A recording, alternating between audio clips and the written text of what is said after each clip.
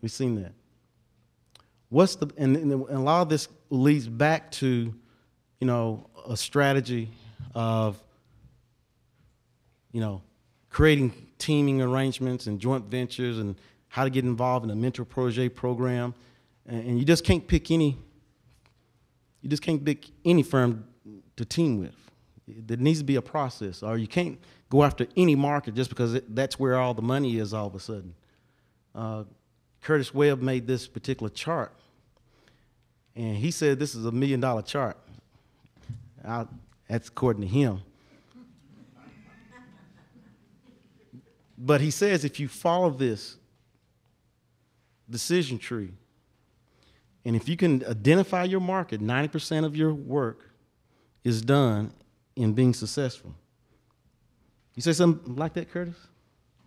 Something like that. Okay, all right. I'm not a marketer. I just listen to one sometimes. So, this little chart is actually a 4-hour discussion by itself. It took Curtis, I guess, probably 3 years to try to come up with something, because behind these boxes and these shapes are other questions and things to guide a business owner to identify that market, so you can produce sales, your sales pitch. You're in business to solve problems.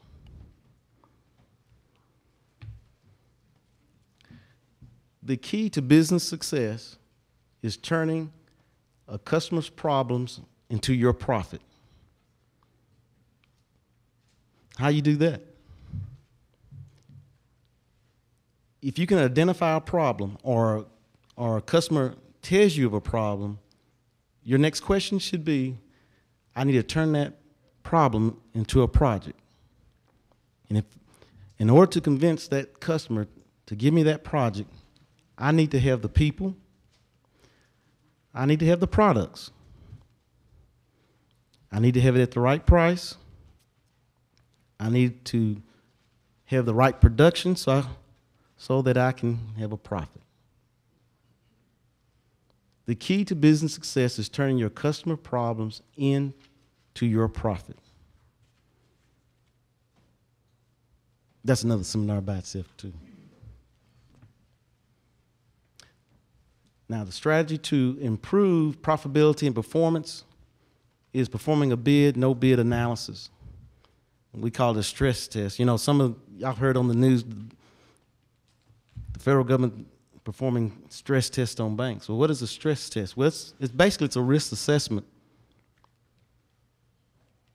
So let's look at that. Here's some stress test questions. Have you read the RFP? We're talking about bid, no bid decisions. You'd be surprised how many times I go to a pre-bid and people be in there. Mark, you're laughing. Have you seen that? They hadn't even read the RFP. They didn't even take the RFP document to them to the pre-bid. They looking around at everybody else.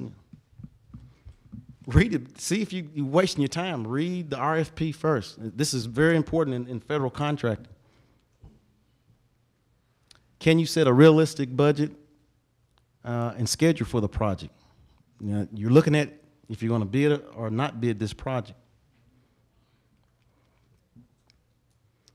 Your financial capacity and cash flow.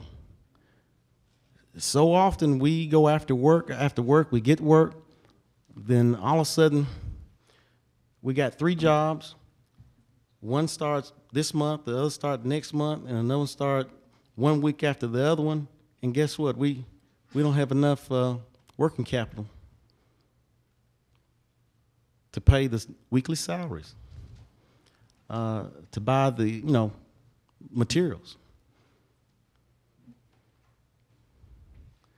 I'm seeing that happen today on a lot of firms going after work because all of a sudden the commercial market and the residential market dried up, and all of a sudden they going over to the state of Tennessee and the federal, and they bidding all this work real low.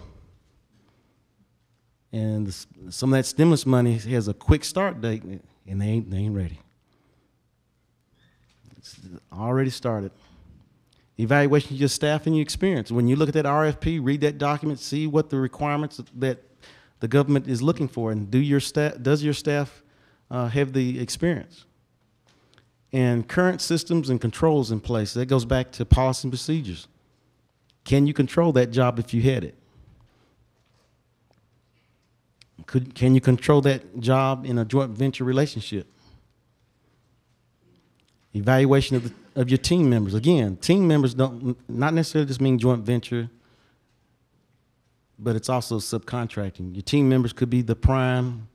You go into the reading of a pre-proposal conference. You want to evaluate the primes that you might want to market to. Is the RFP a new market, region, or service that you want to get into? You have to answer yourself those questions.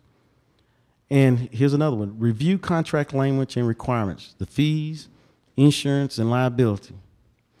And sometimes we said, sometimes a no bid is the best bid, especially when you come to a situation where,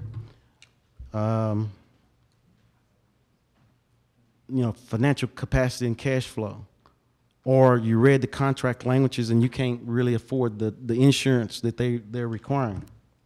So have those checklists.